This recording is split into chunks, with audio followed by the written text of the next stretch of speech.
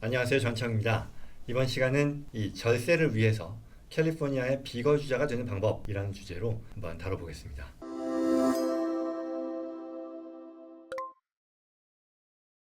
이게 무슨 내용이냐면 여러분들이 캘리포니아에 거주하는 경우도 있고 아니면 다른 미국에 거주하는 주가 있을 텐데 이 주에서 주소득세를 부과하잖아요. 그래서 이게 주소득세에 대한 부담을 좀 피해보자라는 그런 배경에서 나오는 얘기일 텐데 홍길동 씨의 사례를 가지고 한번 보죠. 홍길동 씨가요 캘리포니아에서 20년 동안 거주하신 분이에요. 그렇죠? 그리고 집도 있고 애들도 있고 직업도 있고 차도 있고 모든 게 다 캘리포니아에서 뭐 있어 왔다는 거죠. 과거에 20여 년 동안 긴 기간 그래서 더 이상 따질 것도 없이 캘리포니아 거주자다 이런 상황인 거죠. 그런데 이분이 한국에 부동산이 있는 거예요. 근데 그 부동산 오래 보유해서 가격이 많이 올랐다는 거죠. 그리고 이제 매각해서 실현하려고 하는데 양도세가 걱정된다는 거죠. 아마 이런 경우 많이 접하셨을 겁니다. 본인일 수도 있겠고요. 주변에도 있을 수 있겠고요. 자, 그럼 이게 어떻게 되느냐? 지금 상황에서 그대로 팔았을 경우에. 그렇죠? 만약에 가치가 많이 오른 자산을 내가 처분하면 생기는 소득이 있을 텐데 양도소득이 있겠죠. 이때 홍길동 씨는 어떤 걱정을 하느냐? 한국에 소득세를 내죠. 부동산이 한국에 있으니까 낸단 말이에요. 그런데 미국에서도 나는 이제 미국 사람이기 때문에 소득세를 내야 된다라는 걸 알고 있는 거예요. 그렇죠? 미국인이기 때문에. 그러면 미국에서 부과하는 소득세가 또 두 종류가 있는 거잖아요. 연방 소득세가 있고요. 그리고 주 소득세가 있습니다. 물론 주에 따라서는 주 소득세가 없는 주들도 있어요. 뭐 텍사스, 네바다, 뭐 플로리다 뭐 이런 데들이 있죠. 그렇지 않다 그러면 주 소득세를 내는 그런 상황이잖아요. 캘리포니아도 마찬가지고요. 그런데 홍길동 씨가 좀 배경 지식이 있는 분이세요. 그래서 외국세 공제라고 하는 개념도 알아서 연방세의 경우는 적어도 한국에서 어떤 양도소득이 발생하더라도 그 양도소득에 대해서 한국에다가 내는 세금만큼을 내가 연방세 계산할 때 줄이는 데 쓸 수 있으니까 그래서 한국에 내는 양도소득세를 외국세 공제로 쓸 수 있어서 미국에서 연방세에 대해서는 추가로 부담하는 게 별로 없다더라라는 걸 알고 있는 거죠. 근데 그에 반해서 주세의 경우는 내가 캘리포니아 거주자잖아요. 그러니까 외국세 공제도 없어요, 캘리포니아에는. 그러면 이걸 추가로 온전히 다 내야 되는 거 아니냐. 이게 뭐 많다면 이제 뭐 10%가 넘을 수도 있는데 뭐 8%, 9%, 10%뭐 그 이상도 될 수 있는 거거든요. 그래서 이게 다른 방법이 없을까 고민하는 거죠. 그런데 이 생각을 하는 거예요. 내가 만약에 앞서 말씀드린 것처럼 뭐 네바다라던가 텍사스의 거주자였다면 나는 주소득세가 없는 주의 거주자니까 내가 한국에서 부동산 팔아도 주소득세는 최소한 내지 않을 수 있을 테니 그러면 연방세도 외국세 공제로 줄이거나 뭐 거의 안 내면 좋은 거 아니냐. 지금이라도 그렇게 해볼 수 있을까? 라는 고민을 한다는 거죠. 그래서 이 걱정의 배경 다시 한 번만 살펴보면 자, 캘리포니아의 과세는요. 캘리포니아에서 발생한 원천 소득이냐 그렇지 않은 기타 지역의 소득이냐에 따라 다른데 만약에 내가 캘리포니아의 거주자라고 하면 캘리포니아의 원천 소득 그러니까 캘리포니아에서 발생하는 소득뿐만 아니라 기타 지역 아까 말씀드린 한국에서의 양도 소득도 마찬가지예요. 다 캘리포니아에서 과세를 한다는 얘기죠. 반면에 캘리포니아에서 비거주자가 되면 내가 캘리포니아 거주자가 아닌 다른 사람이 된다고 하면 캘리포니아 원천 소득에 대해서는 주정부 캘리포니아가 과세를 하지만 그렇지 않은 타주에 대해서는 과세 권한이 캘리포니아에 없다는 거예요. 당연히 그렇겠죠. 내가 캘리포니아 사람도 아니고 캘리포니아에서 번 돈도 아닌데 이거에 대해서 캘리포니아 주정부가 과세한다? 그건 말이 안 될 테니까요. 그렇게 되는 거죠. 그래서 이제 홍길동 씨가 생각하는 거는 내가 캘리포니아의 비거주자가 되면 이 한국에서 파는 non-California source income이 되겠죠. 그랬을 때 이 부동산 자산의 매각과 관련해서는 캘리포니아에서 비과세가 되겠네? 라고 생각한다는 그런 얘기죠. 자, 그럼 이제 질문이에요. 오케이. 방향이 섰어. 나는 캘리포니아에서 비과세 혜택을 누리기 위해 캘리포니아 비거주자가 되려고 합니다. 그러면 어떻게 하면 되지? 지금이라도 내가 뭐 20몇 년 살았지만 10몇 년, 20몇 년 살고 다 이런저런 거 있지만 나 떠나서 비거주자예요 라고 하면 캘리포니아에서 뭐 어쩔 거야. 나 비거주자로 인정하겠지 라고 생각할 수 있을까요? 그렇진 않겠죠. 그래서 내가 캘리포니아를 잠깐 떠난 다음에 한국 부동산을 팔면 되지 않을까? 라는 그런 생각을 한다면 너무 나이브한, 너무 순진한 생각일 겁니다. 그러면 이 내용에 대해서 한번 기본법을 먼저 살펴볼게요. 캘리포니아에서는요, 주세법상 이 사람이 납세자가 거주자인지 비거주자인지를 판단하는 기준이 있을 겁니다. 당연히 있겠죠. 캘리포니아뿐만 아니라 모든 주가 다 있어요. 그런데 이건 아마도 여러분들이 짐작하실 수 있겠지만 fact and circumstance입니다. 어떤 하나의 조건이 다른 것들을 다 뛰어넘을 만큼 중요한 조건이라기보다는 각각의 중요한 평가 요소들이 있다고 봐야겠죠. 그 중에는 어떤 것들이 있느냐? 지금 하나, 둘, 셋, 넷, 다섯, 여섯, 일곱, 여덟이 있지만요. 이보다 훨씬 더 많습니다. 그냥 사례로서 제가 들어드리는 거예요. 내가 얼마나 캘리포니아에서 시간을 보냈느냐? 다른 데서 보낸 시간에 비해라는 게 첫 번째일 것이고요. 그 다음에 나의 배우자와 나의 아이들이 어디에 거주하고 있느냐도 평가의 요소겠죠. 내 배우자, 가족들이 어디에 있는지가 내가 거주하는 곳이라고 판단할 수 있을 테니까요. 또는 나의 주된 거주지가 어디냐를 가지고 따져보겠다는 거고요. 내 운전면허, 그리고 내 차량이 어디에 등록되어 있느냐, 나의 라이센스, 내가 직업적인 어떤 라이센스가 있으면 어디에 내가 라이센스가 등록되어 있느냐, 그리고요 나의 은행 계좌, 그리고 나의 금융 정보 또는 금융 거래를 어디에서 내가 일으키느냐, 이런 것들을 다 종합적으로 판단해서 Fact and Circumstance 테스트를 한다는 얘기죠.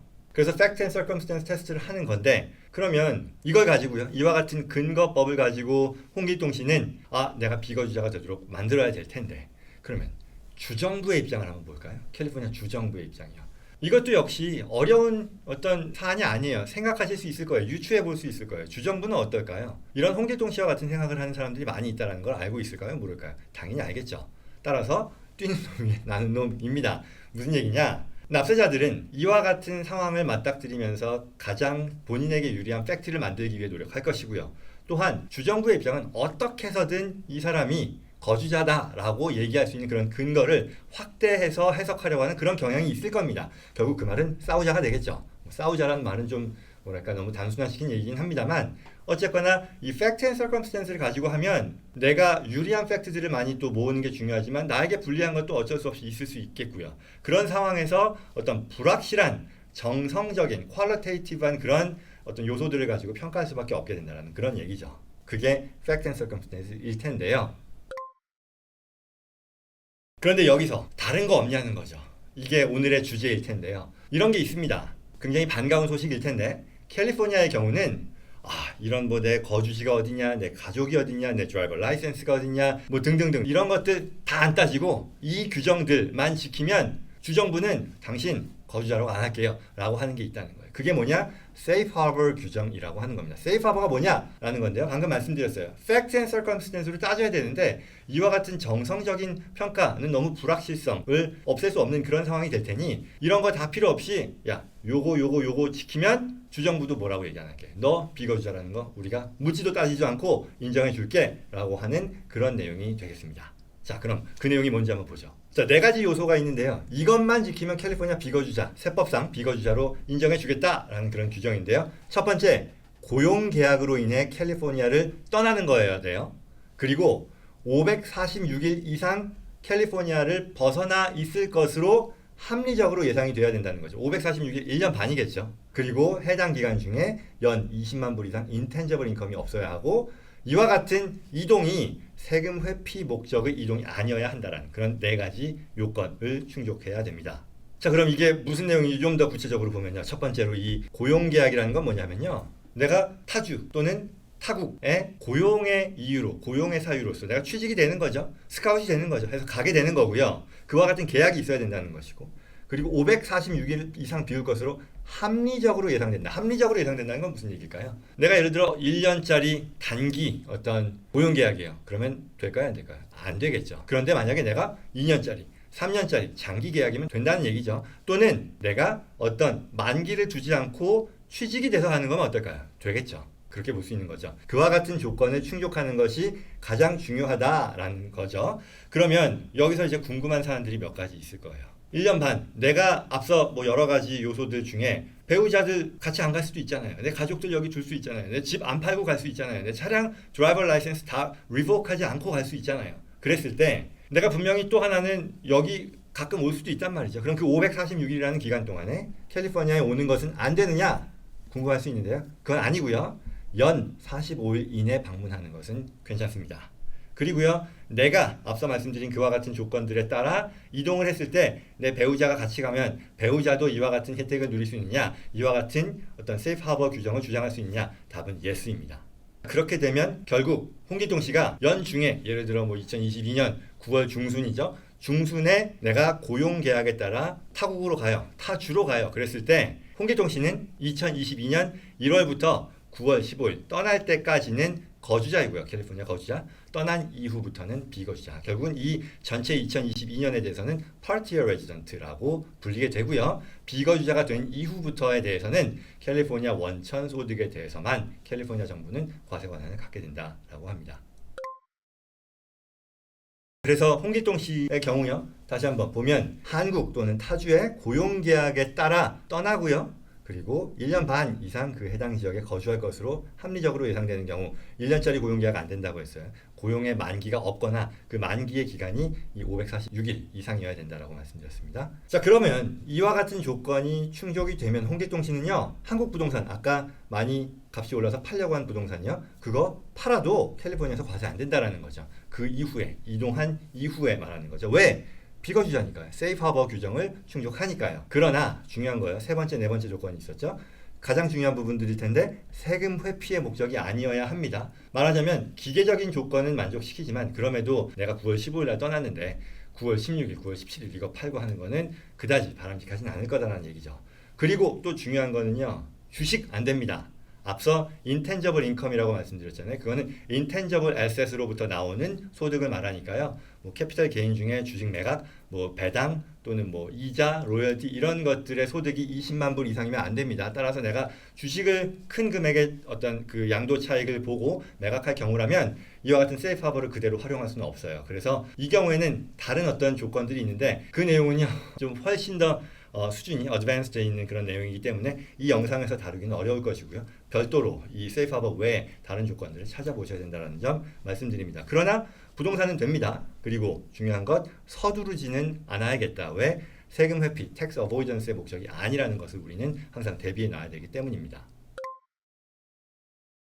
이제 세이프 하버 규정 살펴봤는데요. 다시 돌아와서요. 만약에 그러면 나 세이프 하버가 안 되면 어떡하냐? 그럴 경우라 해도요. 너무 지레짐작 낙심할 필요는 없습니다. 아까 주식도 마찬가지고요. Fact and Circumstance로 다시 오는 거고요. 그래서 반드시 내가 분리할 것이다 또는 분리하기만 하다 아니면 나에게 있어서는 방법이 없다. 이렇게 보실 건 없고요. 그에 맞게 가장 좋은 게 플랜 A지만 그게 아니면 플랜 B로 또 가는 거니까요. 그렇게 할 수 있는 것이고요. 중요한 점은 내가 세이프 하버를 충족하지 못한다 하더라도 이와 같은 어떤 큰 규모의 큰 금액의 양도 차익을 해외 또는 타주에서 발생시킬 것이다라고 예상이 된다면 미리 계획하고 준비하고 실행하는 것이 정말 중요하다. 나중에 닥쳐서 무슨 방법 사실 그렇긴 해요. 모든 사람들이 미리미리 준비한다는 게 쉬운 일은 아니죠. 저희도 거의 대부분은 거의 절대 다수의 고객들은 이제 이와 같은 상황들 매각을 바로 앞두고 어떤 좋은 방법이 없을까요? 라고 물어보는 분들이 거의 뭐 10중 8구 대부분 그렇겠죠. 그렇지만 그렇지 않은 10중 1, 2에 해당하는 여러분들이 되시면 좋겠고요. 그러면서 미리 계획, 준비, 실행하는 것들이 반드시 필요하겠다라는 점 알려드립니다.